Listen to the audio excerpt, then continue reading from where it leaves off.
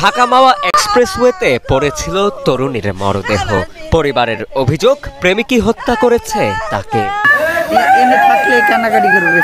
সবসময় ডিস্টার্ব করতো, ফোন করে ডেকে ডেকে। রাজধানীতে চাঁদা না দেয়ায় দিন দুপুরে এলোপাতাড়ি কুপিয়ে হত্যা করা হয়েছে শরবত বিক্রেতা আল আমিনকে। এমন অভিযোগে মামলা করেছে নিহতের পরিবার। হামলার ভিডিও ও সিসি ক্যামেরার ফুটেজে আসামিদের চেহারা স্পষ্ট দেখা গেলেও কাউকে গ্রেপ্তার করতে পারেনি পুলিশ। রাজধানীর কাপ্তান বাজার এলাকায় শরবত বিক্রেতা রেখা বেগমের সামনেই এক ছেলেকে হত্যার পর আমাদের দেশে একের পর এক নতুন নতুন কিছু ঘটনা ঘটতেছে, যেটা আমরা আগে পরে কখনোই দেখিনি। আর বিশেষ করে এই টিকটক এবং ফেসবুক, ইউটিউব, এই প্ল্যাটফর্মগুলো যত বেশি মানুষের কাছে আদান প্রদান হচ্ছে, মানুষের যত অ্যাক্টিভিটি হচ্ছে, আর এই সংখ্যাটা ততটাই বেড়ে যাচ্ছে। সুপ্রিয় দর্শক শ্রোতা, আসসালামু আলাইকুম। দেশে এবং প্রবাসে, দূরে এবং কাছে, যে যেখান থেকে আজকের এই ভিডিওগুলো দেখার জন্য প্লে করেছেন, সবাইকে আন্তরিক শুভেচ্ছা, অভিনন্দন। দর্শক শ্রোতা, ঢাকা মাওয়া এক্সপ্রেসে একটি হাইওয়েতে যে একটি মরাদেহ উদ্ধার করা হচ্ছে পুলিশ, আর সেই মরাদেহটি হচ্ছিল একটি জলজন্ত জোয়ান মধ্য একটি মেয়ে।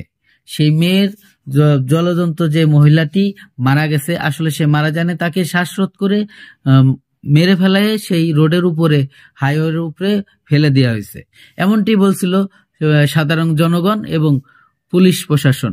প্রিয় দর্শক, সম্পূর্ণ ভিডিও আপনারা দেখলে বুঝতে পারবেন। আর এই যে ঘটনাটি ঘটতেছে একের পর এক আমাদের বাংলাদেশে, কিসের জন্য? এই মেয়েটি দীর্ঘদিন ধরে একটি ছেলের সাথে সম্পর্ক করত। এই সম্পর্ক করার জন্য তার মার হাতে সেই মেয়েটি মায়ের পর্যন্ত খাইছে, এবং যখন সে ফোন দিয়ে ডেকে আনতো, তখন কিন্তু সেই মা তার মেয়েকে নিষেধ করত যে মনি, তুমি এখন বের হইও না বাড়ির থেকে। তাই যে কোনো মুহূর্তে, রাত হোক দিন হোক, যখন ছেলেটি ডাক দিত ফোন দিয়ে, তখনই সে বাড়ির বের হয়ে আসতো। তার ওই দিনকার একই ঘটনা ঘটেছিল। সে সকাল আনুমানিক 6টা না 7টার ভিতরে সে বাড়ি থেকে বের হয়ে যায়, তারপরে আর সে ফেরে নাই বাড়িতে। তা কিছুক্ষণ পরে তার যখন পাওয়া যাচ্ছে না, খোঁজাখুঁজি করতেছে, তার 2-3 ঘন্টা পরে খবর পাওয়া যায় যে হাইওয়ে রোডে তা একটা মরা দেহ পাওয়া গেছে। সেই দেহটি কার, সেটা নিয়ে খুঁজে পাওয়া যাচ্ছে না। তো কোন এক ভাবে শনাক্ত করা হয়েছে তারই মেয়ে। সেই মহিলাটি কিভাবে কান্নাকাটি করতেছে আপনারা ভিডিওতে দেখছেন। সম্পূর্ণ ভিডিও আপনারা দেখবেন, সম্পূর্ণ ভিডিও দেখলে আপনারা বুঝতে পারবেন। আর এই ঘটনাগুলো কিন্তু একের পর এক আমাদের দেশে ঘটেই যাচ্ছে। হয়তো আমাদের কাছে হয়তো অনেকের অজানা রয়েছে, অনেকে এই ভিডিওর মাধ্যমে কেউ দেখি, কেউ দেখি না। আসলে এই ঘটনাগুলো যার ফ্যামিলিতে ঘটতেছে, যার বোন হারায় যাচ্ছে, যার বোন জীবনের থেকে মুছে যাচ্ছে, সেই জানে। যে মায়ের কোল খালি হচ্ছে, একমাত্র সেই মাই জানে। যে বাবার তার সন্তানকে হারাচ্ছে, সেই বাবাই জানে যে সন্তান হারানোর ব্যথাটা কি। আসলে আমরা কিন্তু একটু সচেতন হলে এই ঘটনার হাত থেকে আমরা অনেকেই বাঁচতে পারি।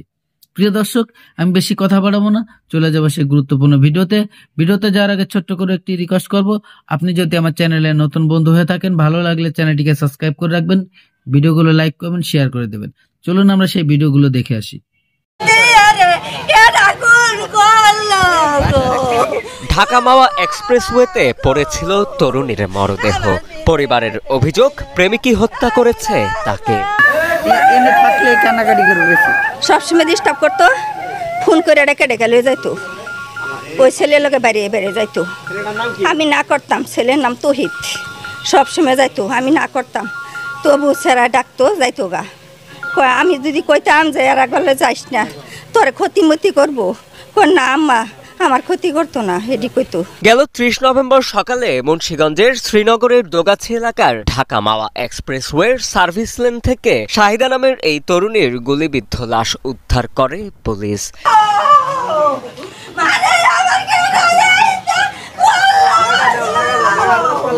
সেদিন দিবাগত রাতে নিহতের মা জরিনা খাতুন বাদী হয়ে শ্রীনগর থানায় হত্যা মামলা দায়ের করলে অভিযানে নামে পুলিশের গোয়েন্দা বিভাগ। এর লাগে কয়েকবার গ্যাঞ্জাম হয়েছে এই ছেলেটার লগে, ঠিক আছে, অনেকবার গ্যাঞ্জাম হয়েছে। এই ছেলে ফোন তো আমার গায়ে হাত দিছে, আমার মেয়েরে দৌড়ে মারছে, রাস্তা তুড়ে ফেলায় মানুষে দেখছে, বুঝছেন, এই করছে। আমার মেয়েরে যখন মহিলাও ফোন দিছে বাসার যাওয়ার জন্য, তারপরে এই ছেলেটাও ফোন দিছে।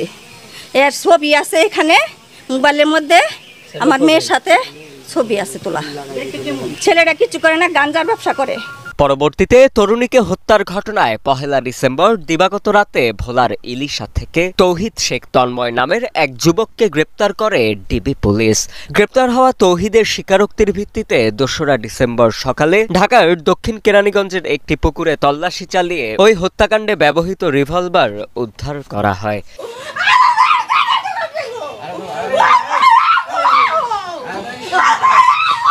উল্লেখ্য, নিহত তরুণী শাহিদা ইসলাম রাফা ময়মনসিংহের কোতোয়ালি থানার বেগুনবাড়ি বড়িবয়ান গ্রামের মৃত আব্দুল মোতালেবের মেয়ে। পরিবারের সঙ্গে রাজধানীর ওয়ারি এলাকায় থাকতেন তিনি।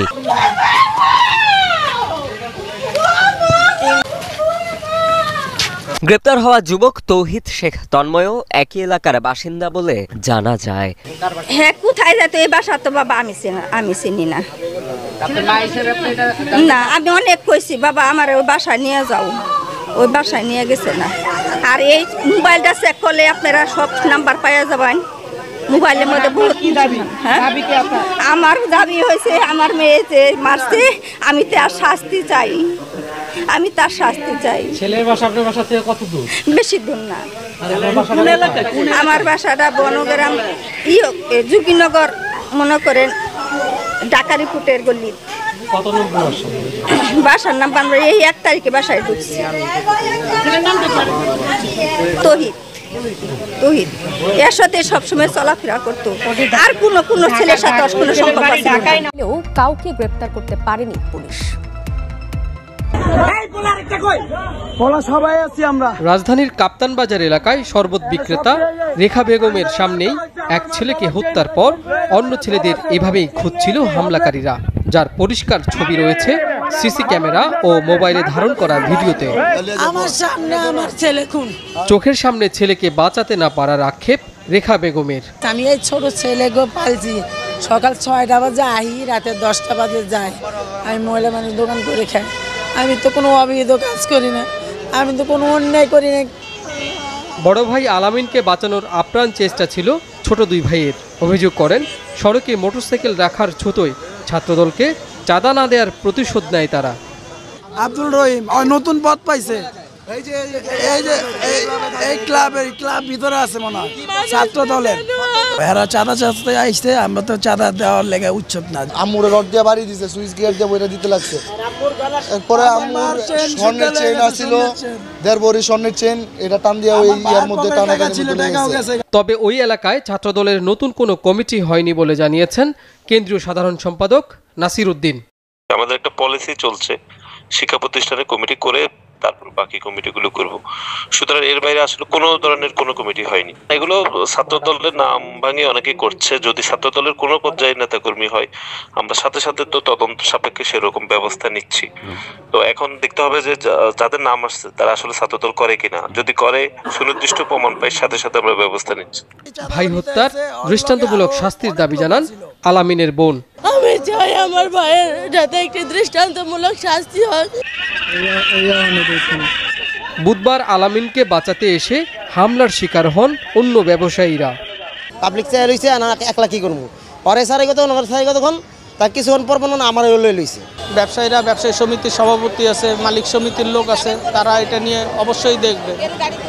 পুলিশ বলছে হামলাকারীদের গ্রেপ্তারে অভিযান চলছে, উদ্ধার করা হয়েছে বেশ কিছু আলামত।